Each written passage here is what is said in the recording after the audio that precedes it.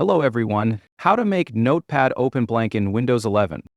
By default, when we open Notepad in Windows 11, it restores the last text we were working on. But usually, we want a clean, empty Notepad for writing. To prevent Notepad from restoring old text, open Notepad and click Settings. Find the When Notepad Starts option.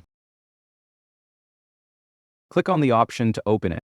Then select Start a new session and discard unsaved changes. And close Notepad. Now Notepad opens empty every time.